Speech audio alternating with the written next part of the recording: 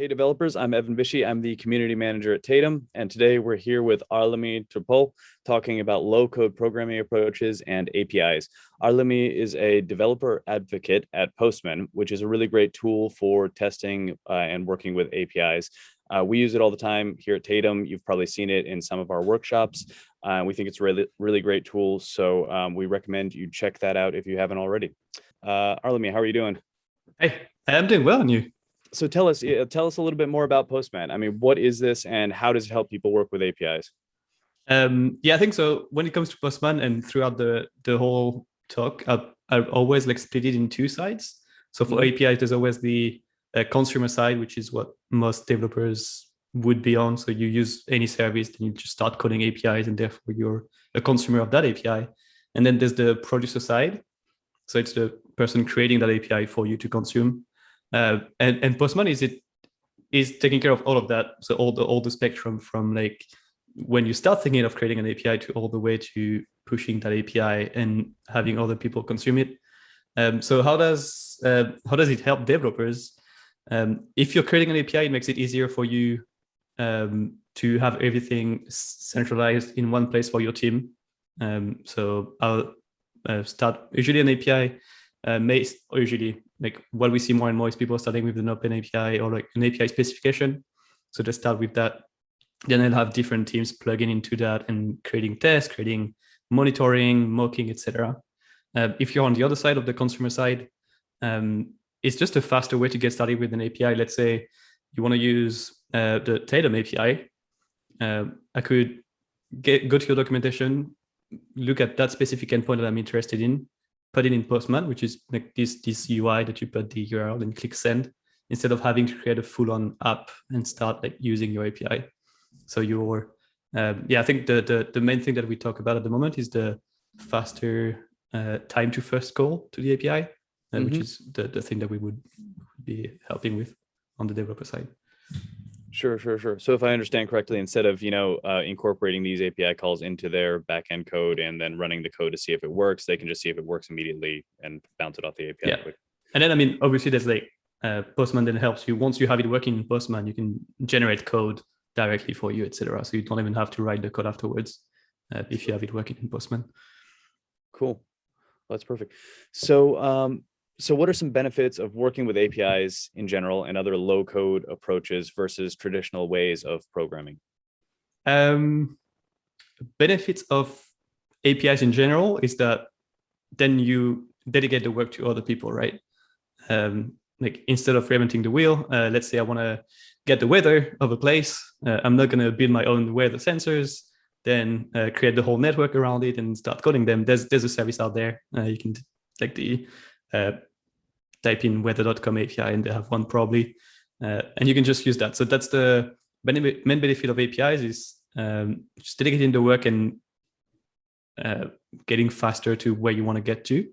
Mhm. Um, and compared to traditional type of programming, again, it's less code to write, less things to have to worry about, because when you use some service from someone, they'll have SLAs, right? They'll tell you we have this service level agreement that tells you it's going to be up like 99.999% of the time. So I don't have to worry about that because that's part of the contract. So it's releasing some weight of like your workload, and then you can focus on what's important, right? Like you have all these different services. What you have to be in charge of is to make sure that they work well together and that your end user has the best experience they can have. Cool. So in terms of APIs that developers are using a lot through Postman, we just created a Tatum public workspace where you can find all of our API calls. And there are a whole bunch of other ones available on the site. So what are some of the most commonly used ones, and what are some of the most, I don't know, interesting ones that you have on there now? Yeah, so that's interesting. You're talking about public workspaces. That's a new thing. So anyone that has used Postman before and watches this may not be aware of that.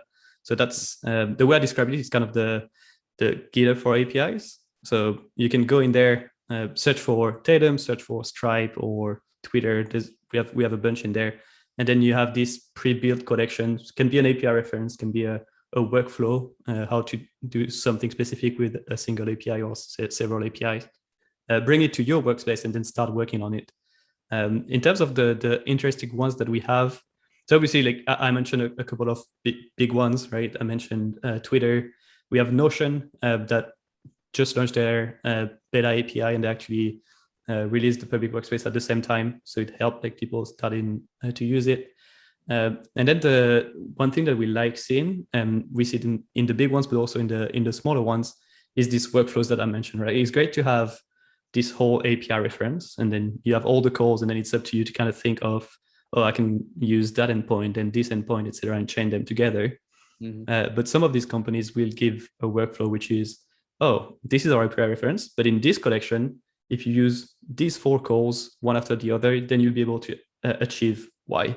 And that's some great use case, and that's where I'm working with some partners, and I'm working with you on that as well. That's some stuff that we want. That's where we think there's the most value to the end user. So we want to get everyone on that. But I mean, for anyone who's wondering what public workspaces are, if you're here, you probably know about Tatum, so you may go and check their public workspace, because that's probably going to be a good example of what you can do with it. Definitely. Yeah, and we're constantly improving it. I mean, right now you can get all of the API calls in one collection, and then we've got separate sub collections based on the workshops. And yeah, we're working on some workflows, of combinations of API calls that you can work well together with. So cool. So what about some crucial key features in Postman? Are there any you'd like to talk about? There's many I want to talk about, but probably won't talk about that. Yeah, I'll pick a few. I think the one that I mentioned from the start, right? It's that it's covering the whole spectrum, and that's the general Postman, right? Like the crucial thing is that whenever you do something with APIs, you'll have the feature that matches you. So that's the main thing. Is Postman will be you go for anything, and then if we get into specifics, I mentioned code generation, which is a great one. Again, like you get started in Postman, you get your call to work. You have this code generation feature you select from. I think we have probably about like 20 different languages or libraries. So you can generate like using requests for Node.js, using REST Sharp for C Sharp, Python, Ruby, you name it. So that's a good one. Collaboration it's a major one, but underlooked, as in people will start like exporting their collection, send it to someone else, when you can just invite them to the same Postman account, Postman team, and you have like real-time collaborations, etc. And then I'll mention one last one, because I don't want to mention too many, but that's a pretty recent one, and I'm guessing not a lot of people are aware about it, even though it was one of our like most requested one, is WebSockets.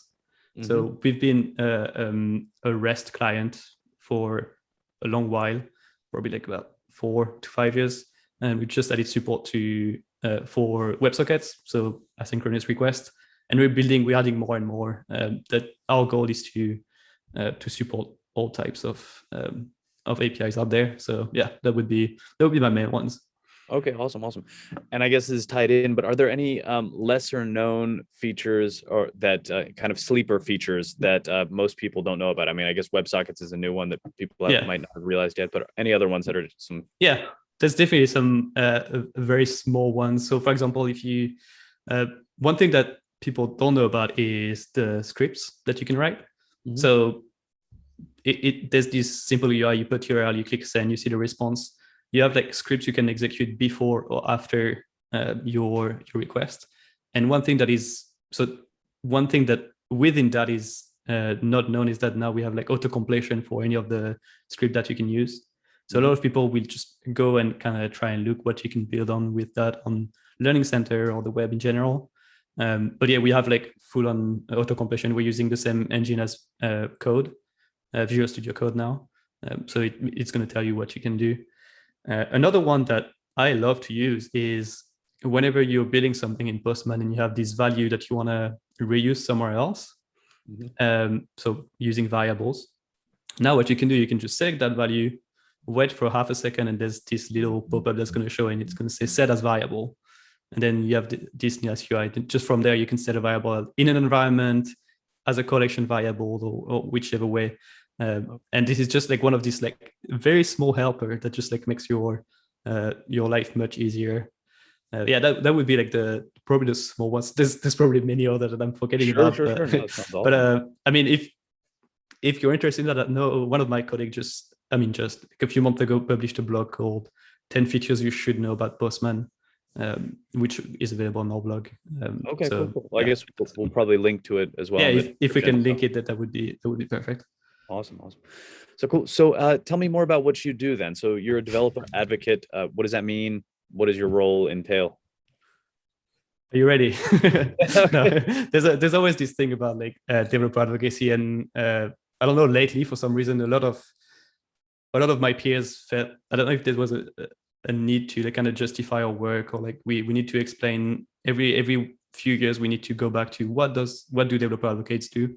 And this varies a lot from companies, depends on your company goals, depends where you report, etc. Me personally, at Postman, I know we have like a few main goals at the moment. One is obviously awareness. I think that's always part of it. So it's going to be me going to talk to other people, being here, being in our like weekly live streams, talking at conferences, etc. That's one of the things that we do. The other one is product feedback, or feedback in general. It can be product, it can be just feedback on events that we run, feedbacks on marketing campaign, any type of feedback, because we're the ones that are out there and talk to people. We bring it in and we organize it. It's not just, oh, I have a piece of feedback, let's throw it somewhere and wait for someone to do something with it. Sure. You obviously need to organize that, kind of already do some triage, prioritizing, etc. And then this one is probably one of my things. I'm really into the whole community side of it. So being out there, where we could be our community from, it could be social networks, or just like events that are not specifically Postman, but just APIs in general. That's my personal touch, I think, to that side of advocacy. But yeah, that would be the big picture. We also work with partners. For example, like as I work with Tatum, so reaching out to partners that we think may have a benefit to creating a public workspace, and we have them getting onboarded. So yeah, that TLDR. That would be right. No, I mean, it sounds like it encapsulates a lot of stuff. So fine. And so what's in the pipeline then for Postman? Where are you moving? What are you trying to do? What are the long-term goals, short-term, features that are coming up, or what's the future hold for you? That's a good one. That's a interesting one. So the main goal that we have, and I know in your first question, right, you mentioned what do developers get out of using Postman. So what we want to change that to what do people get, or like what do users get of using Postman. We want to be more than just a developer tool. So again, like we go back to no code, low code, making it available to more people. Sure. So anything that has an API should be able to be used through Postman, and that comes with a goal of like enabling. I think our goal is 100 million users in the platform, and this comes with different things. So first one is going to be making the tool more accessible. At the moment, it's still like you need to navigate through different UIs, etc. So you can expect soon to have some visual way to connect your APIs, etc. And when I say soon, I don't know when that video is going to be released, but probably very soon. Okay. And then the other thing is having all the APIs that are out there. We want to have all the APIs on the network. So the API network is again like what we use to publish public workspaces. So we want to have all of these out there. And then I feel like I'm missing something. One that I mentioned before, right? Like supporting all types of API. So that comes with it. Okay. The main ones are REST and WebSockets, gRPC, GraphQL, etc. We want to be covering the whole spectrum again. So that would be the main one. And I think you mentioned like the general direction. So we had a release last week, which is slowly rolling out to everyone. Postman v9, and our new construct with it is Postman being the API platform. So we're not just a testing tool, we're not just a collaboration tool.